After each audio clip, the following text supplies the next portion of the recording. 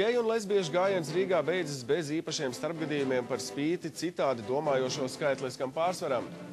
Arvien biežāk kasieri veikalos nepievērš uzmanību maksājumu kartēm, ļaujot netraucēt iepirkties krāpniekiem.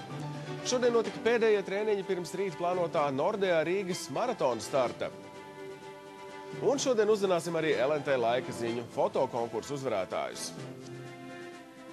Pretrunīgi vērtētais un ar lielām bažām gaidītais Baltijas Praids šodien Rīgā noslēdzies mierīgi. Lesbiešu, geju, biseksuāļu, transpersonu un viņu draugu apvienības Mozaīka draudzības dienu pasākums noritēja stingrā policijas uzraudzībā un pulcēja vairākus simtus atbalstītāju.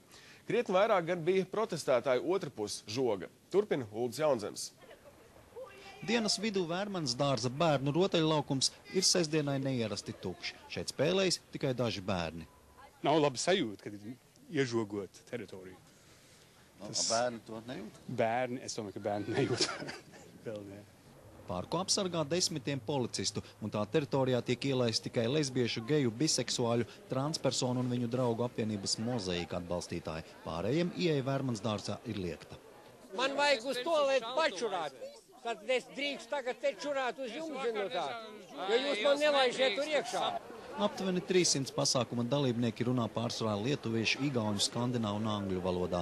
Notiek gatavošanās gājienam. Tāpat laikā otrpus žoga sāk pulcēties pasākuma pretinieki. Aptuveni 100 protestētāji dodas gar Vērmanas dārzu, skandējot No Pride, tādējādi izsakot savu attieksmi pret šo draudzības gājienu. Jau pēc brīža pie Vērmanas dārza pulcējas aptuveni 1000 cilvēku, kas sauc skaļus saukļus, svilpj un rokās tur bībeles un plakātus ar uzrakstiem. Ir centieni uzsākt dialogu, tomēr tas nesanāk. Abas puses ir pārliecināts par savu taisnību. Priekš kā jums vajag izrādīties? Ko jums tas dod vispārībā? Ko jums dod? Jums labāk? Šajā ziņā man arī nav. Tie ir atbildes necība priekš kā. Gan gājiena dalībnieki, gan protestētāji uzskata, ka par notiekošo atbildība jāuzņemas pašvaldībai. Protams, ka tas ir vairāk satricinājis cilvēks nekā tas ir bijis iepriekšējos gadus. Tā kā tiešām, acīm redzot, deputātiem izdevās panākt to, ko viņi vēlējās. Tas ir drusku pārspīlēt, ir attiecīgā komisija, ko vadīja Grīnberkungs. Un šīs komisijas darbība bija tāda vienreiz atļaut, vienreiz aizliegt.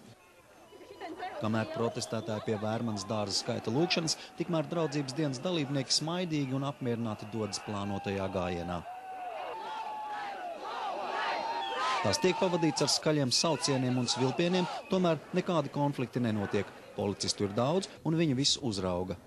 Pretēji domājošo šoreiz ir izrādījies vairāk nekā mēs bijām domājuši, un viņi ir arī organizēti. Tādēļ šobrīd, teiksim, policijas rīcība ir tāda, ka pārtraukt, teiksim, šo protestu mēs varētu tikai ar spēku un līdz ar to izraisīt varbūt ļoti astu reakciju.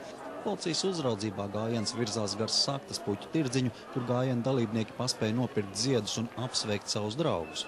Daudz skumjākām acīm gājienā noraugās lido darbinieki, kuri dienas lielāko daļu pavada garlaikojoties, jo ieejas durvis atrodas slēgtajā zonā un apmeklētāji ielaisti netiek. Elizabetes iela ir slēgta. Gājienu neizdodas apturēt arī ar dieva vārdiem. Gājiens atgriežas Vērmanas dārzā. Uz svilpieniem akcijas dalībnieki atbild ar gaisa skūpstiem, tā vēl vairāk uzkurinot protestētājus. No malas šķiet, ka pūlis ir kā saniknot zvērs, kuru ieslēgtu būrī apsargā policisti.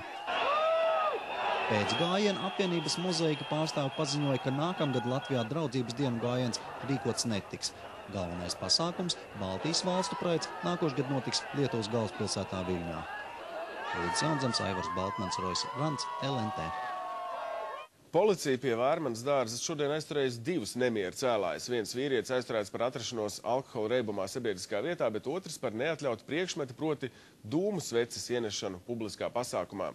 Pret abām personām sāktas administratīvās lietas. Visticamāk, arī tiks uzsākta administratīvā lieta arī par sapulču gājienu un piketu likuma pārkāpumiem, jo Praida pretinieki kuplā skaitā bija pulcējušies nesankcionēti un bez atbildīgo institūciju atļaujas.